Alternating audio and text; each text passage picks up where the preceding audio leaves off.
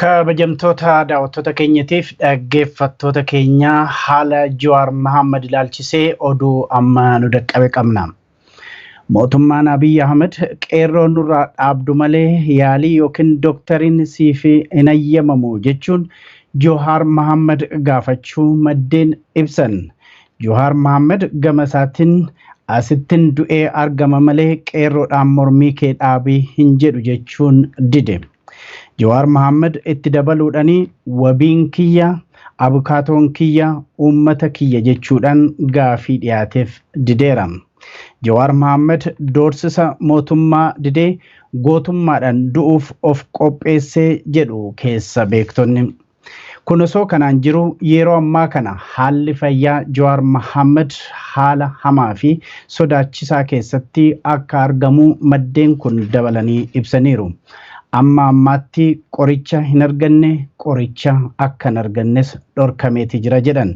Jawaar Mohaammed nyaanni inni nyaatee ol deebi'aa hin sifaaf kanaaf hedduu dhukkubsateera jedhan. Jawaar Mohaammed dooktarii dhuunfatiin yaalamuu gaafatus mootummaan diduunsaa ni yaadatama. Mootummaan sobaan na yakkaa osoo jiruu otoo yakkanarra tuulaa jiru wal'aansa mootummaan qopheessee hin amanuu dooktarii dhuunfaa koo malee jedhe Jawaar Mohaammed. Jawaar Mohaammed kana dura fuullisaa dhiita'uu nyaanni inni nyaatee akka ol deebi'u ka'uuf taa'uu dadhabuusaa gabaasuun keenyas ni yaadatama. Haala kana keessattuu haala fayyaa Jawaar Mohaammed wal qabatee ilaalchisee yeroo ammaa kana Dr. Ibrahim Elemoo ammee na wajjiniin jiru. Dr. Fayyuma. Ashama yoyya harka foon. Dr. Kameera irraa xinnoo achinu siqiitii egaa akkuma amma dhageenye yookiin akkuma oduurraa dhagahame haalli fayyaa Jawaar Mohaammed hedduu sodaachisaa fi haala amma hamaa keessa akka jirudha. Kan nyaatee ol deebi'a nyaata hin danda'u ammumti nyaatee ol deebi'a kanaafi lammata immoo dhanni isaas dhiitee kan jedhudha. Fuulli isaa kana duras dhiiteera kan jedhudha. Dhaabbachuu taa'uu hin danda'u kan jedhus kana dura nu ga'eera. Keessattuu yeroo ammaa kanatti kan inni nyaatee sifaa'uu dhiisuuf yookiin ol deebi'uun yeroo darbee shaayidhallee dhuga malee haalli inni keessa jiru sodaachisaadha kan jedhudha. Mee akka ogeessa fayyaa tokkootti haala kana akkamitti ilaalta? Egaa hedduu galatoomaa haalli obbo Jawaar keessa jiru kan baay'ee nama yaaddessu. Guyyaa lamaan dura haala inni keessa jiru keessattuyyuu qaamni isaa hedduu dadhabee jira. Akkasumas fuula harka qaamni isaa hedduu dhiita'ee jira waan jedhutti jira. Ammaan kan ammoo akka nu dhagaa jirrutti Isaa nyaati inni nyaatu kun fedhii nyaata hin qabu. Inni nyaatullee sifaaf hin jiru waan jedhutu jira. Waan atamma kaaftu keessa shaayii dhuguu dadha. Waan amma kaasuu fedhu maali? Akka amma odeessi achi dhufutti Dooktar nyaata miti shaayiidhaa dhuguu dadhabeedha. Kun egaa fayyina isaa irratti ammam hamaa akka ta'e mul'isa. Kana akka nu ibsitaniif. Wanti guddoon maali nama akkasii haala dhukkubsatee jiru tokko atattamaadhaan ogeessi fayyaa laaluu qaba.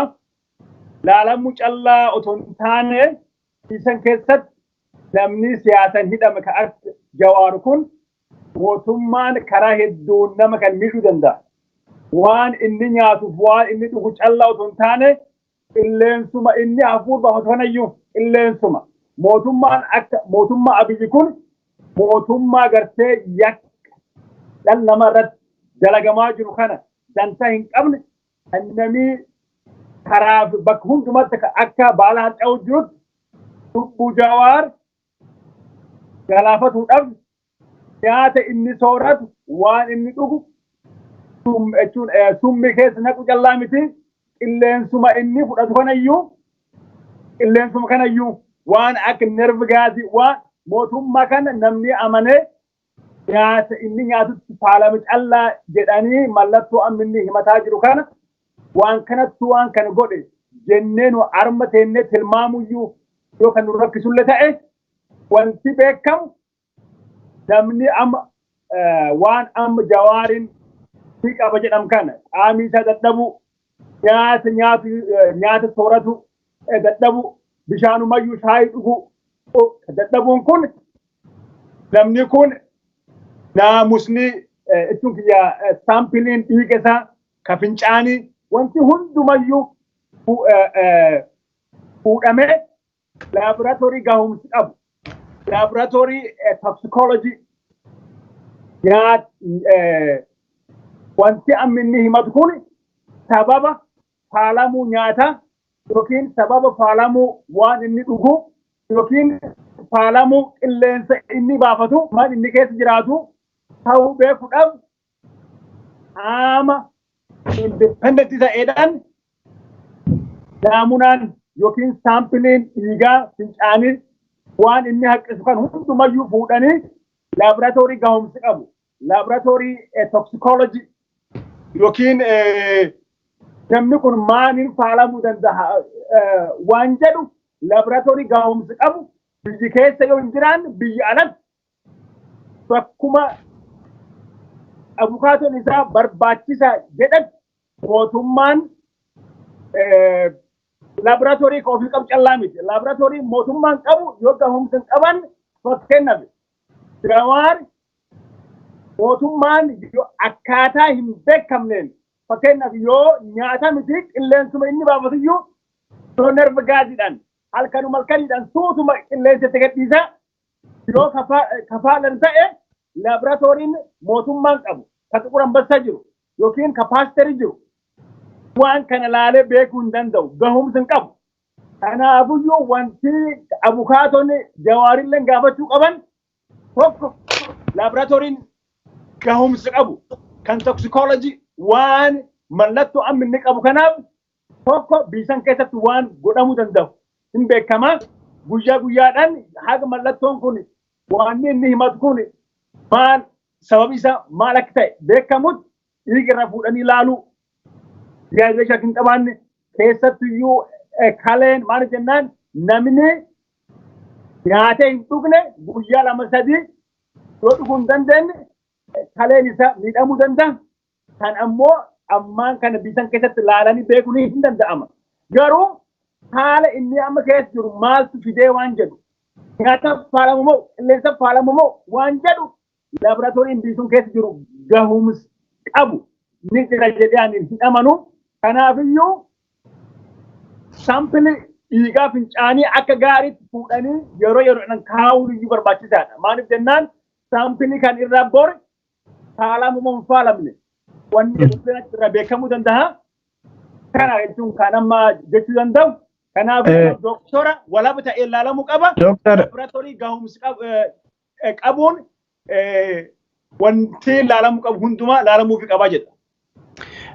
Doktor egaa yeroon jalqaba irratti dubbisetti shaayillee akka shaayii malee dhuguu hin dandeenyedha. Suni maddeen akka jedhanitti sirreeffamuutu irra jiraata. Waa shaayii dabalatee waa dhuguudha akka hin dandeenyedha. Walumaa galatti waa dhuguu hin danda'uudha. Waa dhuguu hin danda'u jechuun duraan qaamni isaa nyaata sana hin fudhatu ture. Amma immoo surumsaatu waa dhuguudha hin danda'u jechuun akkun maal mul'isa fayyina isaa sadarkaa maalirra ga'uudha kan mul'isu? Ilaa namni guyyaa tokko lama yoo waan dhugne dehydrationii hamaa keessa seenuu danda'a. Kaan ammallee keessattuyyuu yoo ka loosii yookiin haqqisaa tokko wanti waan kana itti ilaaluu qabnu waan inni fudhatu. Guyyaa lama sadii yoo homaa wanti ati fudhatu hin jiraan qaamni kan ka'e goguuf deema. Bishaan qaama keessa jiru xiqqaachaa dhufa. Ammallee yoo keessattuyyuu amma egaa doktoriidhaan laalamee mallattoo inni qabu hundumayyuu beekuu yoo danda'uyyuu baaqni fakkeenyaaf keessattuu haqqisu taanaan nama guddaallee ta'e dehydrationii keessa seenuu danda'a. Namni akkasii kun hospitaala dhaqee laalamee yoo fakkeenyaaf yoo intravenous fluid glucose ka kennamuuf illee qabu taate doktoriin laalee man yaalaa ciisee yaalamuu qabaa jechuudha. Maaliif jennaan haalli kan isa keessa jiru beekuun haalan barbaachisaa. Akkasumas waan biraa infekshinii qabu moo hin qabu, haalli qaama isaa akkam jira, jaajilashinii qabu moo hin qabu yoo laaboraatooriin hin laalamin akkasumas haalli tokko fakkeenyaaf laalanii beekuun hin danda'ama. Yoo ilti isaa fakkeenyaaf sadooqu taate, yoo afaan isaa sagogu taate, akkasumatti illee laalanii yoo qaamni isaa gogaan kun yoo ilaaltu kan gogu taate, akkasumatti illee laaltee beekuu hin dandeetta. Namni tokko yoo akka malee dehydrated ta'e yoo bishaan qaamni isaa keessa jiru kun xiqqaate laafuu hin danda'a. Laafuun kun ammoo waan hedduu irra dhufuu danda'a. Kaleen isaa miidhamuu danda'a sababa dehydrationii kun jechuudha. Kanaafiyyuu immediately doktoriin laalee yoo barbaachisaa ta'e waan isaa godhamuu qabu. Kan akka fakkeenyaaf yoo gulukoozii irra dhaabanii yoo inni bishaan afaaniin fudhachuu hin dandeenye waan inni silaa qaamni isaa barbaadu sun karaa gulukoozii illee kennuuf hin danda'ama. Kun godhamuufi qabaa atattamaan waan jedhachuun dhaamsi ani kan dabarsu fedhu. Mee muuxannoo keessan irraa doktari amma Jawaar Mahaammadiif kan dhiyaate yoo qeerroo sochii isaan godhan dhaabsifte malee yaala hin argattu jedhanii qoricha dhorkan nama akkanatti waa dhugullee dadhabee qoricha dhorkuun yoo qeerroo dhaabsifte malee qoricha hin argattu doktara hin argattu jedhanii haalduree tokko fuuldura kaa'uun akka ogummaa keessanii attamitti ilaaltu?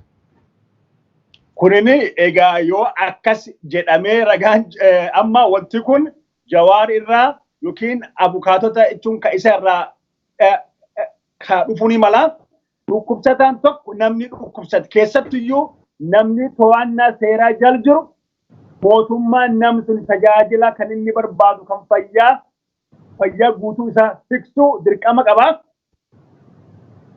Yoo fincila amma deemaa jiru dhaabsiftu malee si yaallu ka jedhamu ta'e kun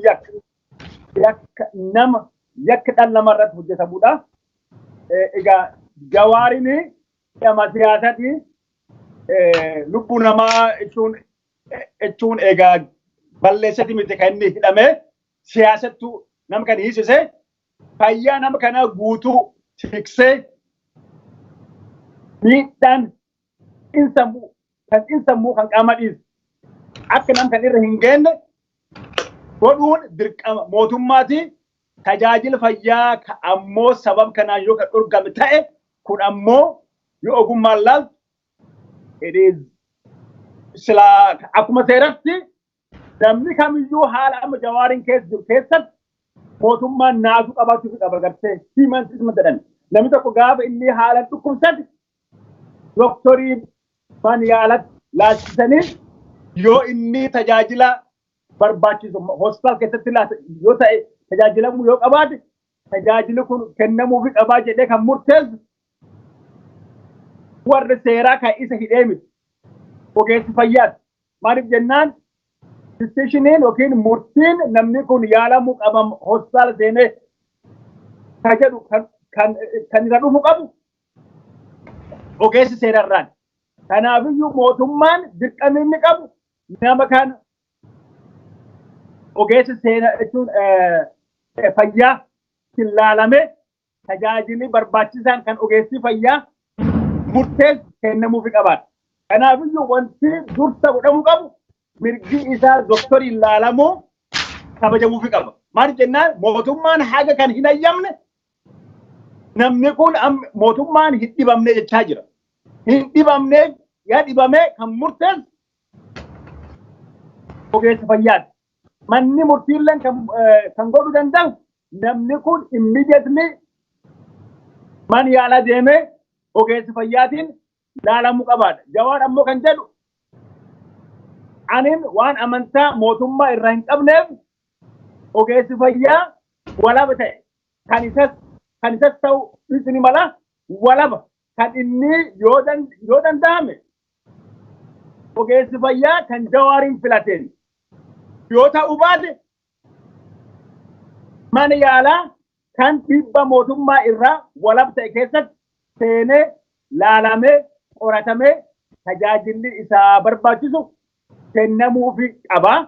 Kanaafiyyuu murtiin kun murtii doktorii fi Jawaar jidduu jiru malee waan mootummaan murteessuun mani murtiileen kan inni godhuu danda'u.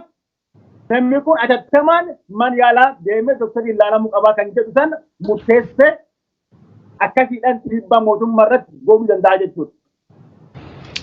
Gaariidha. Egaa akka kabajamtoota daawwattoota keenyatiif dhaggeeffattoota keenya haalli fayyaa Jawaar Mohaammed wayita ammaa kanatti haala hamaa fi haala sodaachisaa keessa akka jirudha kan maddeen keenya nutti himanii. Egaa qoricha kan argattu yookiin immoo haakima kan argattu yoo qeerroodhaan sochii kee dhaabi jettee kan jedhudha. Jawaar Mohaammed immoo lakkii jedhee sana dide. Egaa haala Jawaar Mohaammed keessa jiru haala fayyina isaas walumaa galatti haala Jawaar Mohaammed keessa jiru hordofnee kan isinii dhiyeessinu ta'a. Ammas nu wajjin turaa jenna.